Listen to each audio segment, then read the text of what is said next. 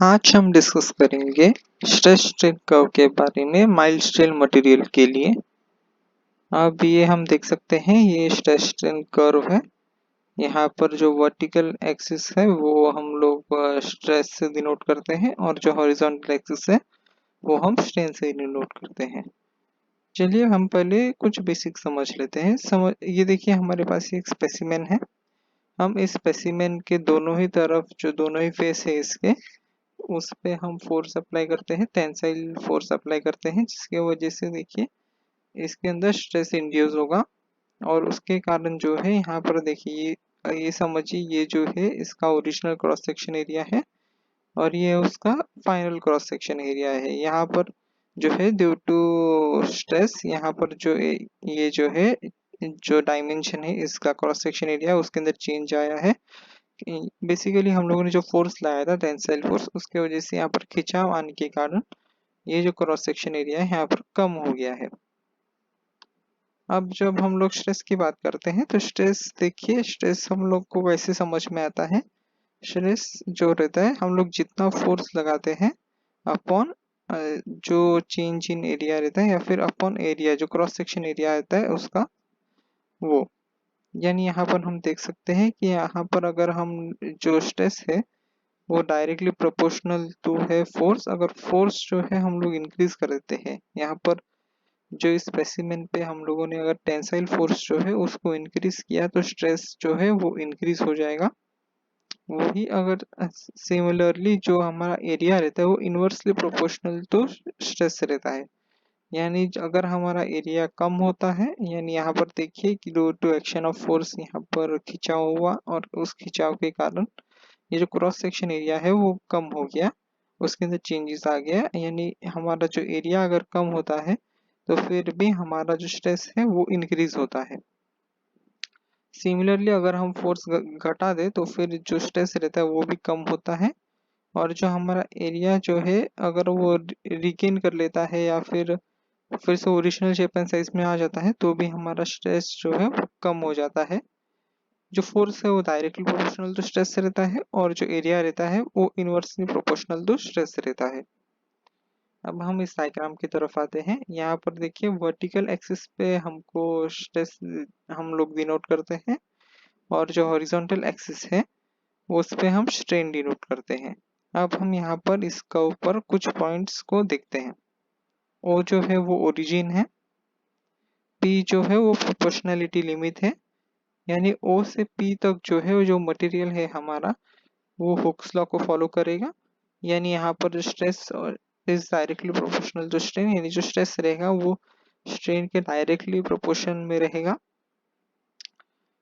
अब ई जो है वो इलास्टिक लिमिट है, यानी यहाँ तक, यानी ई पॉइंट तक हम लोग अगर किसी भी हमारे स्पेसिमेन पे फोर्स एक्ट करा के बाद में अगर हम उस फोर्स को निकाल देते हैं तो फिर जो हमारा स्पेसिमेन रहेगा वो फिर से ओरिजिनल शेप एंड साइज से रिगेन कर लेगा। यानी हम लोग जब हमारे स्पेसिमेन पर कोई भी फोर्स एक्ट करते हैं और वो देखिए वो स्ट्रेस और स्ट्रेन के ग्राफ में वो इलास्टिक लिमिट तक हम लोग उसको एक्ट कराते हैं, तो फिर जो है, और उसके बाद हम लोग अगर उसको विड्रॉ कर देते हैं, निकाल देते हैं, तो फिर वो जो है उतना original shape and size gain करता है। यानी ई पॉइंट तक जो है, यानी इलास्टिक लिमिट तक जो हमारा मटेरियल है वो इलास्टिक प्रॉपर्टीज को फॉलो करता है। उसके बाद धीरे धीरे वो जो है प्लास्टिसिटी की तरफ जाता है और प्लास्टिक प्रॉपर्टीज हमारे स्पेसिमेन के अंदर इंक्रीज होती है। यानी ई पॉइंट के बाद आप किसी भी पॉइंट से अगर फोर्स निकाल दोगे तो फिर जो स्पेसिमेन है वो अपना ओरिजिनल शेप एंड साइज नहीं गेन करेगा, बल्कि उसके अंदर कुछ परमानेंट डिफॉर्मेशन आ जाएंगे। अब y1 यानी अपर यील्ड पॉइंट।